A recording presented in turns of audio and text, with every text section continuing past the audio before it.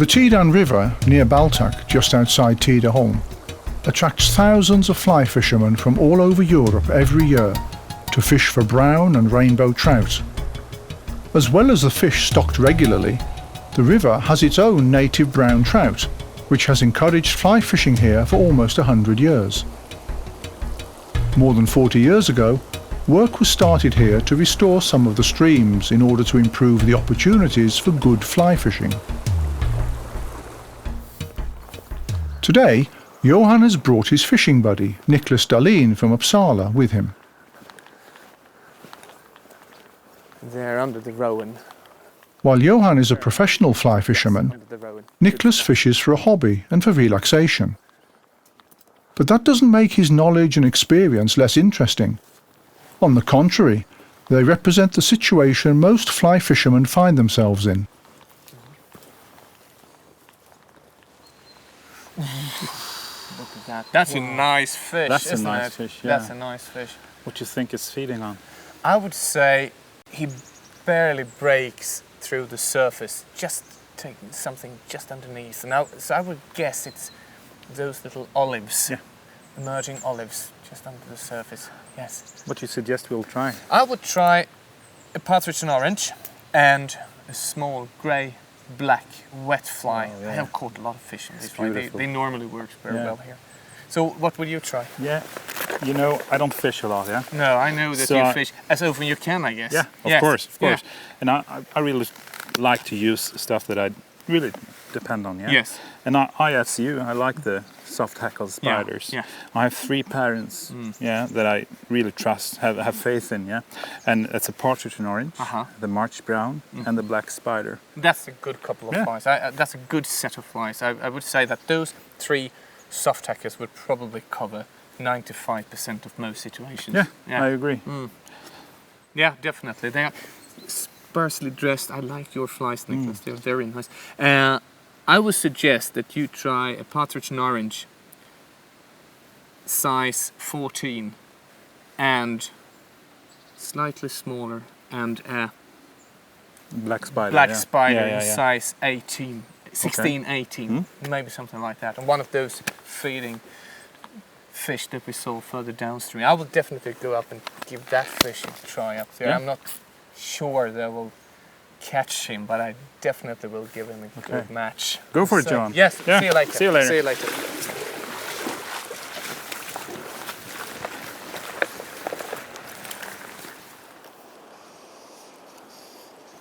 In the Tidan, there's a wide range of rapid and slow-moving waters where every fly fisherman can find something to suit him.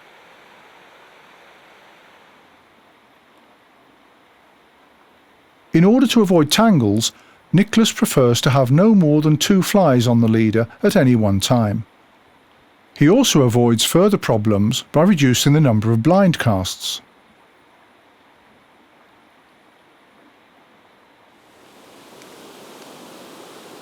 After a few unsuccessful attempts downstream of the Baltic Bridge, it's time to try our luck up at the fall, at the top of the stretch.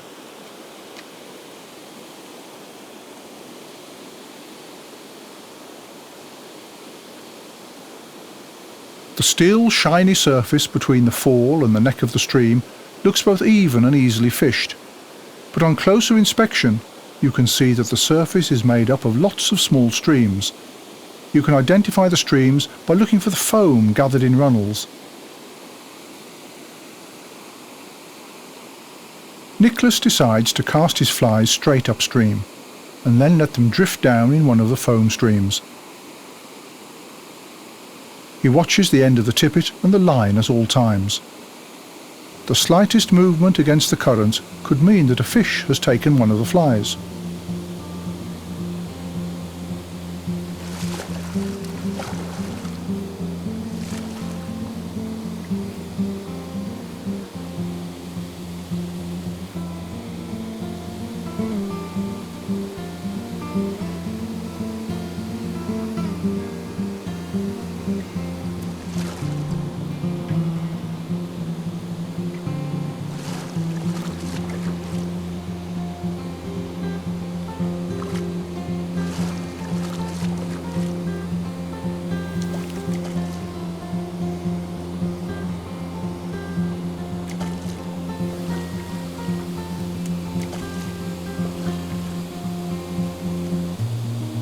Rainbow trout of all sizes, up to several kilos, are stocked in the Tidan. But the smaller fish, up to half a kilo, may have been stocked when very small and have now grown naturally.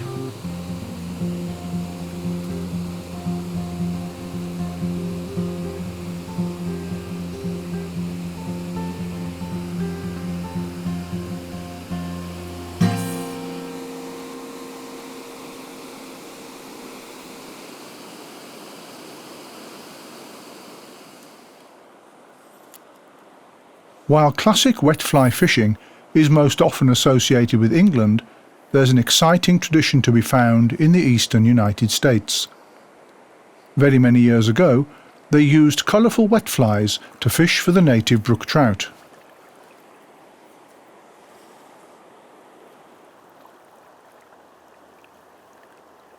And it was there that a fly fisherman developed the traditional wet fly fishing, which became the modern version we use today. One of my great heroes in the world of fly fishing is the American angler James Lysenring. James Lysenring did two big things for you and me. He developed the American wingless wet fly that we nowadays call the flims. But he also developed a certain technique to imitate a rising insect towards the surface. And that technique is what we call the Lysenring lift. And I have caught some of my very best trouts with that particular technique.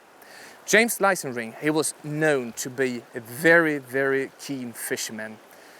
He was that good that he over periods could take off from his work to be out fishing for weeks, maybe months. And over those periods he was making his living by selling the fish he caught to hotels in the area where he fished. The Lysenring lift is a very nice technique to know, and it's a very effective technique over certain situations. And so you better learn this technique because you're going to catch a lot of fish with it. And this is the way I do it.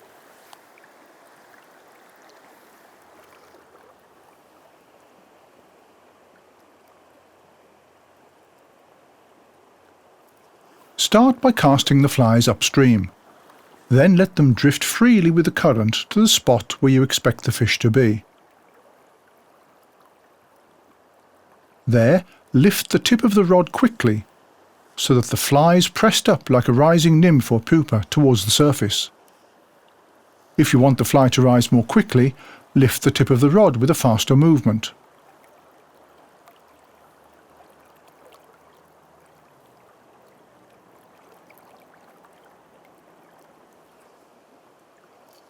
Using this technique, you imitate the natural way in which a nymph or pupa rises to the surface to hatch. But this isn't the only reason this method works. Even if the fish isn't eating insects which are rising to the surface, the movement can trigger that hunting instinct so that the fish takes anyway.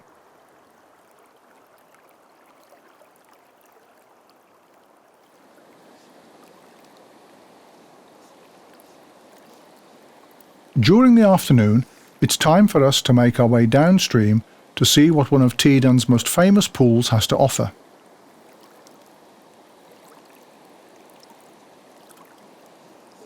At the moment, there aren't any active fish visible in the pool, but when conditions are right, you can see both rainbow and brown trout rising here.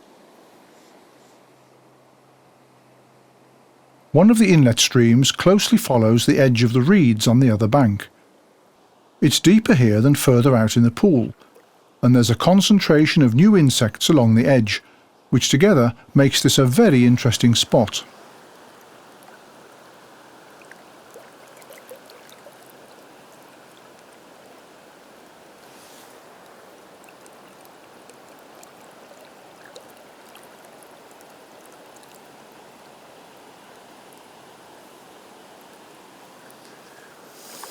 This is the mill pool, maybe one of the most classic pools in the whole river. And not only that, this particular pool is one of my favorite pools because I have caught some of my best trouts here. In this pool we have a couple of really big and shy trouts that during normal conditions are really hard to catch because they hide down in that deep part of the pool at the bend. In some conditions, they come up to the shallower part to feed on hatching insects, perhaps mayflies or maybe sedges. And when that happens, I really want to be here because that's a good chance to catch a big trout. The fast water runs into the pool up here, a bit upstream. The bottom of the pool is very even and creates therefore an even surface, which makes it possible to fish with very long and nice drifts. In these conditions, I prefer to use a combination of the two techniques we already have seen, the upstream and the downstream presentation. So, I start to cast the flies upstream and fish them with the upstream presentation till they are in level with me. And then I mend the line upstream and continue to fish the flies with the downstream method. A very good thing can be to keep the flies hanging in the stream a couple of seconds before you start next cast. It might imitate a rising caddis pupa or something. I really don't know, but it's a really good thing to do. Start the combination method by first casting the flies upstream. Allow them to drift with the current according to the principles of the upstream method. When the flies are level with the fisherman, mend the line to hold the position upstream of the flies. Then let the flies continue to drift freely a couple of meters before using the downstream method.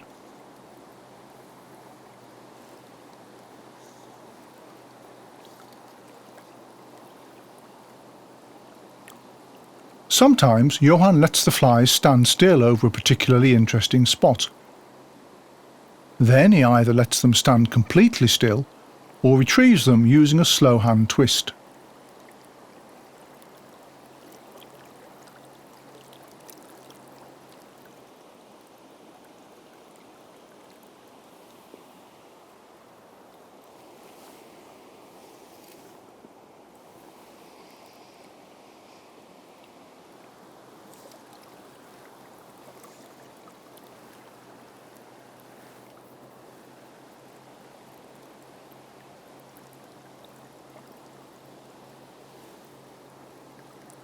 As the fish have shown no interest in the free drifting flies, Johan leaves the flies in the current for longer than normal before making a new cast.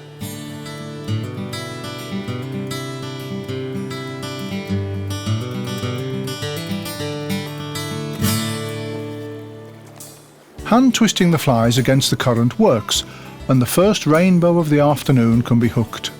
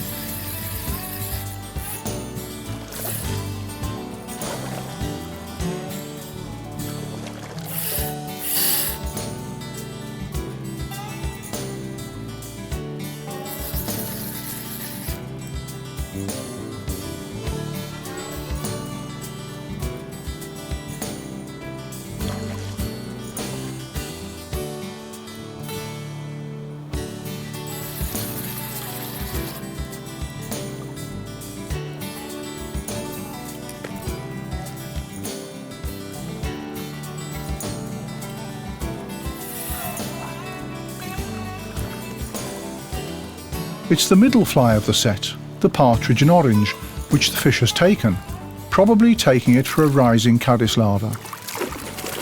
It only remains to see if this was just pure chance, or if the fly and method will work again. If it does, then there's a good chance of hooking another rainbow in the pool.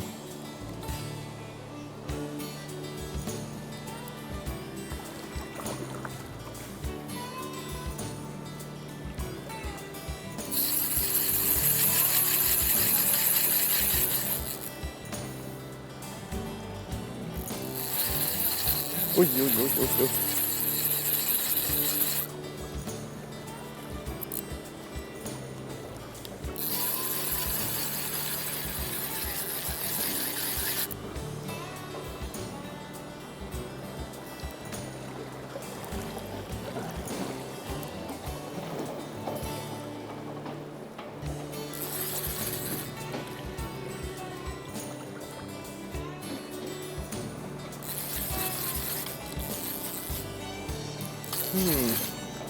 Wow, wow, wow.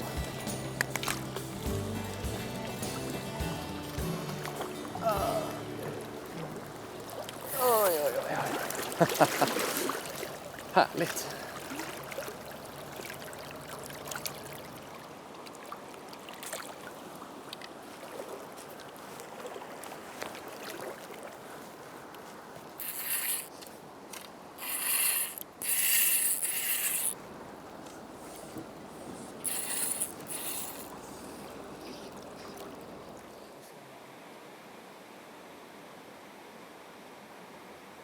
Nicholas and Johan have both had an interesting and successful day on Tidan.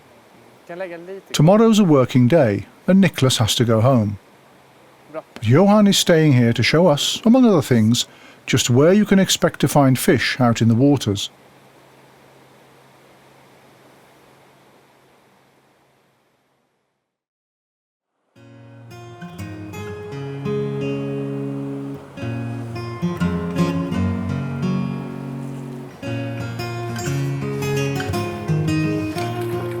Oj, oj, oj.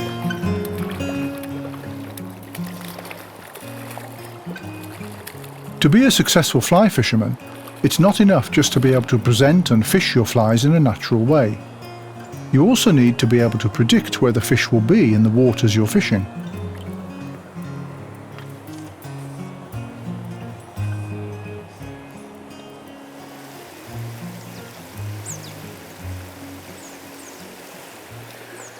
We have now seen a couple really nice fishing spots in River Tidan. The avenue and the classic mill pool. But we also have 3 different streams which I used to fish and I like to fish very much. The upper Baltic stream and the Kashmir stream, and here the Bälteberga stream where I actually am right now. Those streams hold lots of fish, but to fish them properly, we really need to master the techniques, the upstream technique and the downstream technique. But maybe more important is to know how to read the water and to see where the fish are to be found. Apart from the spawning season, fish look for a lie based on 2 basic needs: access to food and protection. The best lies meet both needs, but sometimes a fish must choose 2 sites, one for rest and one for feeding. An optimum lie provides both protection and good access to food, but such sites are at a premium and are occupied for the most part by the strongest individuals. In the river, you can clearly see where the main stream has split into several small currents. In these, insects are concentrated to a limited area, which makes it easy for the fish to feed.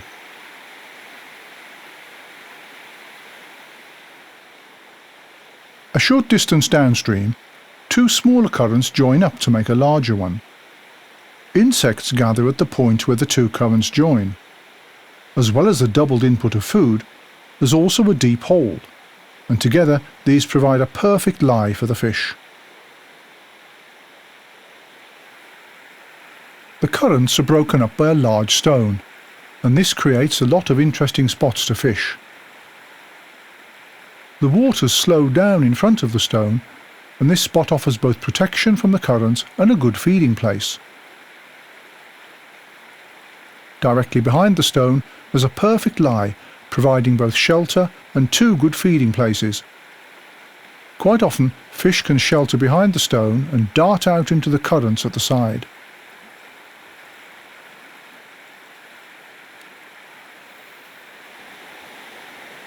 At first glance, the surface of the river seems to be disturbed by wave movements all over the place. But if you look carefully, you'll discover that the pattern is broken up by dark, still patches in some spots.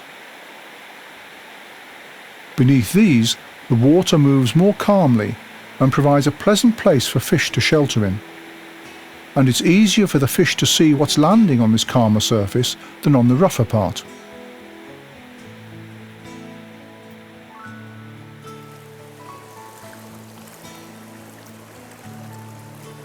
Johan is moving slowly downstream, at the same time letting the flies search out all possible lies. The currents are very irregular, a mix of both small currents and calmer spots.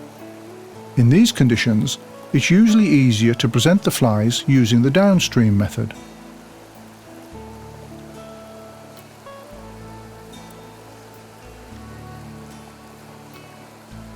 Below the island, where two currents meet, another excellent lie is formed. Johan lets the flies drift in from the side towards the meeting place, letting them pause there a while before repeating the drift.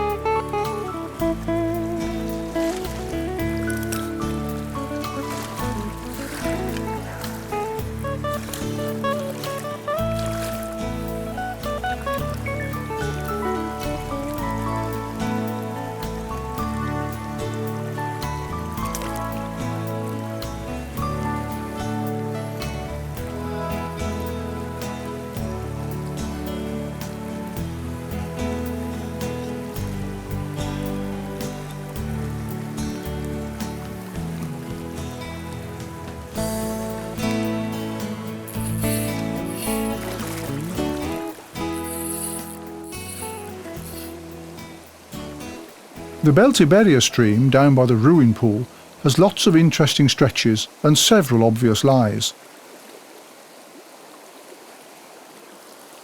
To get the flies down quickly into the current, Johan attaches a lead sinker just in front of the last fly.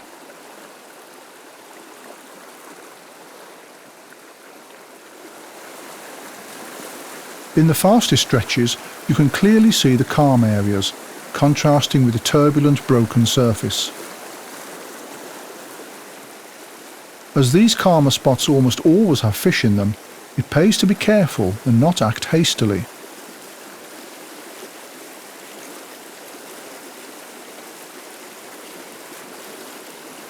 First, Johan fishes the calmer spots using the downstream method, but without success. So he changes tactics and fishes from the other direction using the upstream method.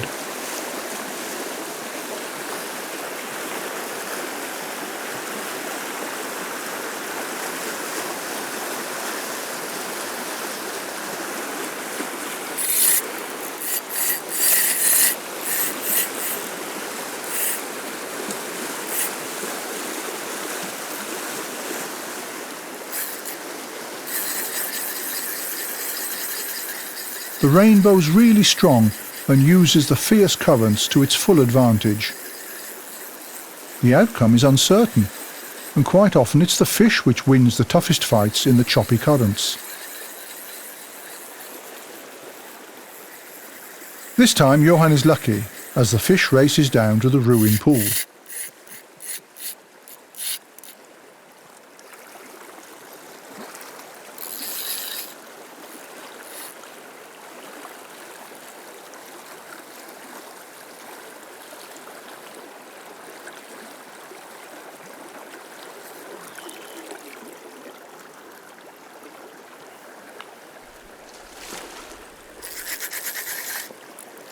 The morning's fishing in the fast-flowing currents has been very pleasing. We found fish in just the places we expected, at the edge of streams and under the calmer waters.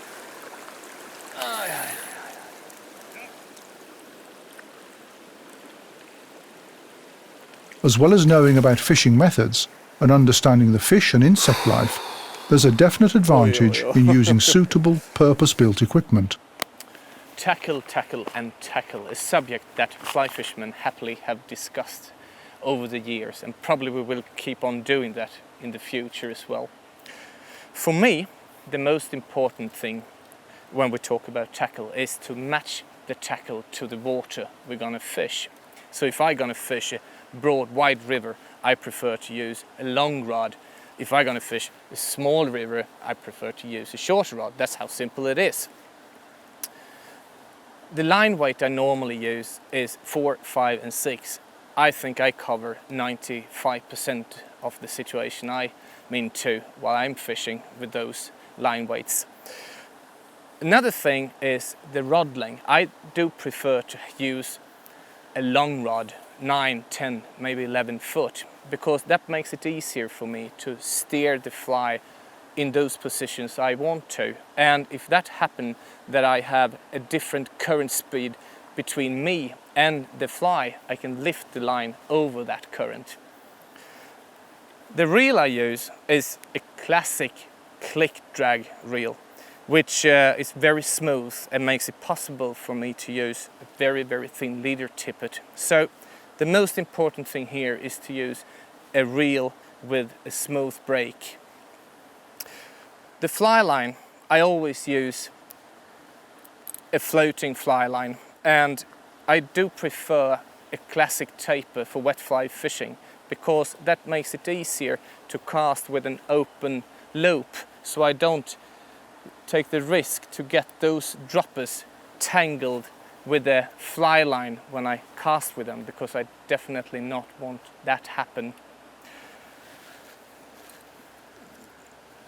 What I lately bought is this landing net that we call ghost net, because it disappears, the net disappears underwater. And it's fantastic because the net is made of rubber, and normally when my droppers get tangled in here after I have been netting a fish, I have, minutes of work to get them out from an ordinary net. With this net, it's so simple. So altogether, wet fly fishing is a classic way of fishing. I use classic tackle, but I do it with a modern way of thinking. Johan has decided to see if the shy rainbow trout in the ruin pool are brave enough to come out under cover of twilight. On the surface, you can see 1 or 2 mayflies and caddis, but not enough to interest the fish in rising.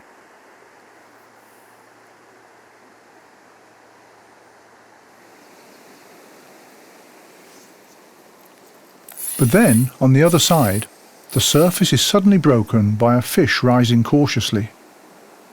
One of the shy old rainbows has revealed itself, but will it show any interest in Johan's spiders?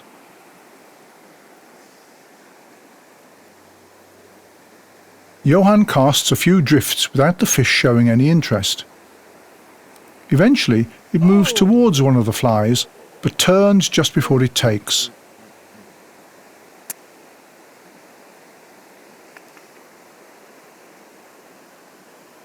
The fish is hesitating, which could mean that the fly is either too big or is behaving unnaturally.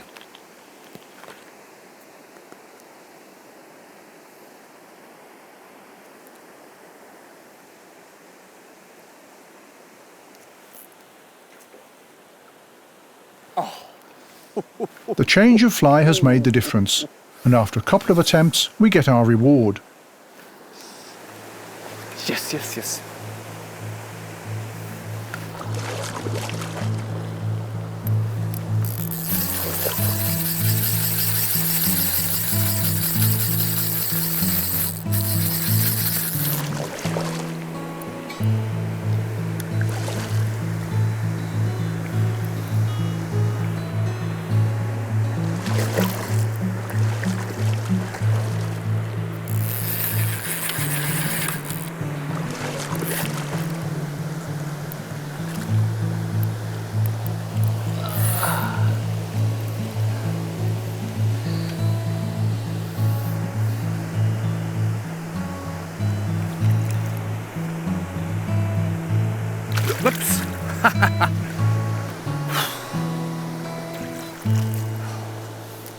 That was good. That was so good. I have tried with every single wet fly that I have in my fly box. But those fish that I have seen rising out there, they have been taking something just into the surface. Not on the surface, but in the surface. And all of my wet flies, they seems to sink. That like they actually should do. So what I did was to change over to one small little March brown, the American March brown with a nice red head, and jinked the leader just before, and just a smooth touch with jink on the wing, this wet fly, so it's just floated into the surface like the thing, like the little bugs that fish out there were taken. And it took directly. It worked. So that was good. That was so good. I like that. These few days on the Tidan have been very enjoyable, both together with Nicholas and this last evening with the reluctant rainbow in the ruined pool. The classic wet fly has once again shown that it's not only successful in its home waters where it was developed, it works very well both in Norway and here in Tidan.